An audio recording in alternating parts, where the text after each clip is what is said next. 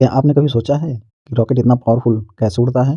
Rocket में different type के engine use होते हैं, जैसे solid rocket engine, solid fuel use करता है और लॉन्च के टाइम मैक्सिमम पावर देता है। Liquid rocket engine liquid fuel use करता है और फ्लाइट के दौरान कंट्रोल किया जा सकता है। Hybrid rocket engine solid fuel और लिक्विड ऑक्सीडाइजर कंबाइन करता है। स्पेस में लॉन्ग मिशन के लिए आयन इंजन यूज होता है, जो कम पावर में बहुत डिस्टेंस कवर करता है। Different engine for different missions.